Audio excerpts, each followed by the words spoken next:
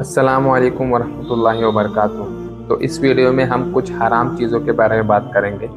वो है लड़कियों से मस्ती करना, अजनबी जो लड़कियां होती हैं उनसे मस्ती करना, उनसे चैटिंग करना सोशल मीडिया वगैरह पर, और फिर नामहरम यानी अजनबी जो लड़कियां हैं उनको देखना। ये सब हराम है, और क्यों हराम है, इसके पीछे राज क्या है, और हम इससे किस तरह बच सकते हैं। तो कुरान मजीद में अल्लाह ताला इरशाद फरमाता है, कुल लिल मुमिनीना यगुज़्ज़ू मिन अब्सारिहिम व यहफ़ज़ू फुरूजहुम। क्या है हुजूर सल्लल्लाहु अलैहि वसल्लम, मोमिनों से, मुसलमानों से कह दो कि वो अपनी नज़रों को, निगाहों को नीची रखें और अपने प्राइवेट पार्ट की, शर्मगाह की हिफाजत करें। ज़ालिका अज़का लहुम, वही उनके लिए पाक और अच्छी चीज़ है। तो हमें अल्लाह ताला ने जो हुक्म दिया है वो शुरू से यही हुक्म है कि हम अपनी निगाहों को नीची रखें, तब हम अक्सर गुनाहों से खुद ब खुद बच सकते हैं। लेकिन आजकल का जो ज़माना है वो ऐसा ज़माना हो गया है कि मुआशरे में, हमारे सोसाइटी में बुराइयाँ बहुत ज़्यादा फैल चुकी है। और सबसे बड़ी तकलीफ की बात जो ये है कि हम बुराइयों को भी बुराई नहीं समझ रहे, गुनाहों को भी गुनाह नहीं समझ रहे, बल्कि उसे मॉडर्निटी कहकर या फैशन कहकर हम सरेआम उन गुनाहों को कर रहे हैं, उन बुराइयों को कर रहे हैं। तो अल्लाह ताला हमें इन सब गुनाहों से बचने की तौफीक अता फरमाए।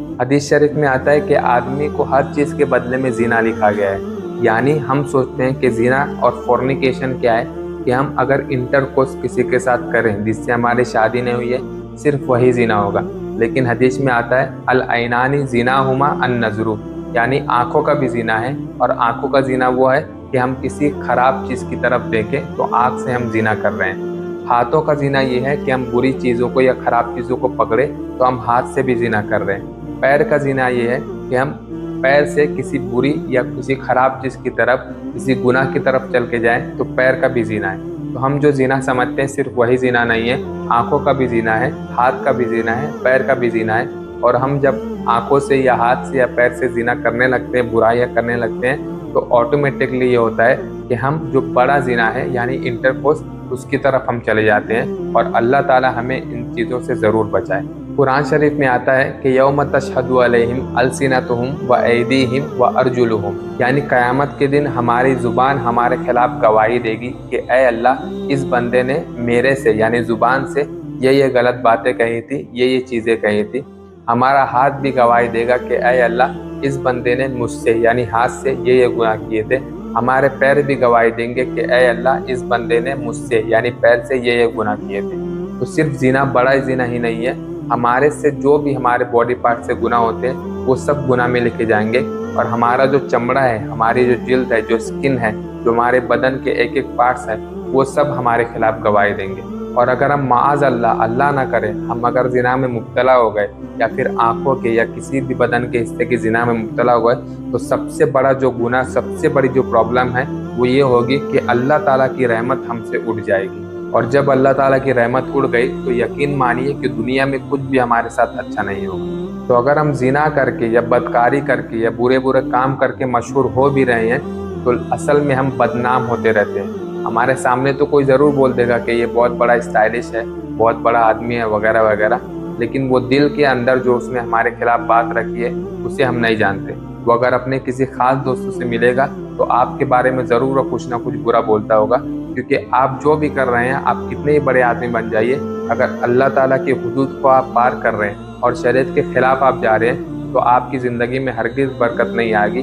अल्लाह ताला की रहमत आपसे उड़ जाएगी। और इसके एग्जाम्पल आप दुनिया में ही देख सकते हैं। अगर आपका एक फ्रेंड सर्कल है और अल्लाह ना करे उसमें से कोई एक फ्रेंड है जो लड़कियों से बात करता है और उनकी तरफ बार बार देखते रहता है, तो आप मजाक मस्ती में तो कभी उसका साथ दे देंगे, लेकिन दिल पर अगर आप हाथ रखें तो आपको ज़रूर एहसास होगा कि वो बहुत ही ख़राब बंदा है, वो अच्छा बंदा नहीं है। और कभी कभी कुछ दिन बाद आप उसके साथ रहने से कतराएंगे और उससे बचने की कोशिश करेंगे। और सोशल मीडिया पे जो ये फितना फैला हुआ है कि किसी भी लड़की से बात करते रहना, या कोई लड़की है किसी भी लड़के से बात करते रहना, या अगर दो लोग की शादी भी हो गई है फिर भी वो किसी दूसरे से बात वगैरह कर रहे हैं, तो उनकी पूरी फैमिली की फैमिली तबाह हो जाती है। और औरत का अपने शौहर से, हस्बैंड से भरोसा उड़ जाता है, और अगर हस्बैंड है तो उसका अपने औरत से, अपनी बीवी से भरोसा उड़ जाता है। और इसमें सबसे बड़ा जो इश्यू और प्रॉब्लम होता है वो होता है ट्रस्ट का प्रॉब्लम। यानी एक दूसरे को जब भरोसा ही नहीं रहेगा तो ज़िंदगी तो फिर रुक जाएगी, ज़िंदगी आगे हरगिज़ नहीं चलेगी। एक बहुत ही मशहूर हदीस है जिसे हमें गौर से समझनी चाहिए।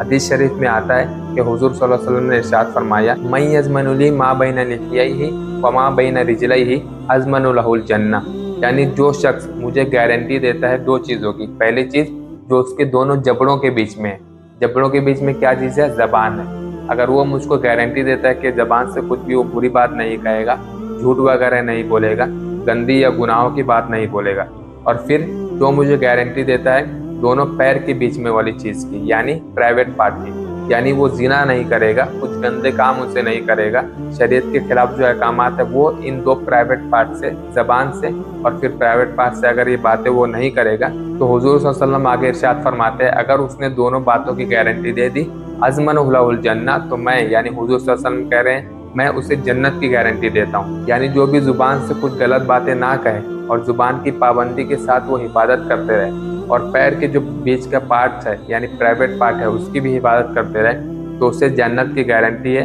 اور وہ گارنٹی خود حضور صلی اللہ علیہ وسلم نے دی ہے۔ اور یہ جو سارے فتنے اور برائیاں ہیں وہ آنکھ سے شروع ہوتی ہے، اسی لیے اللہ تعالیٰ نے قرآن میں ارشاد فرمایا جو میں نے شروع میں آپ کو بتا دیا کہ کل للمؤمنین یغضوا من ابصارہم، یعنی مسلمانوں سے کہہ دو کہ وہ اپنی نگاہوں کو، اپنی آنکھوں کو نیچے رکھیں۔ آنکھ ہی برائی کی سب سے بڑی جڑ ہے، اور آپ نے ایک چھوٹی سی کہانی بھی سنی ہوگی جو کچھ اس طرح ہے، ایک شخص نے ایک باغیچے میں ایک آم کا پیڑ دیکھا، تو وہ دیکھا تو آنکھ سے، لیکن وہ چل کر گیا پیر سے اس کو لینے کے لیے، اور اس نے اس کو توڑنے کے لیے ہاتھ کا استعمال کیا، تو وہ جب گرا تو اس نے ہاتھ سے منہ میں رکھا اس کو کھانے کے لیے، تو مالک نے اس کو دیکھ لیا اور اس نے اس کو مارا پیٹھ کے اوپر،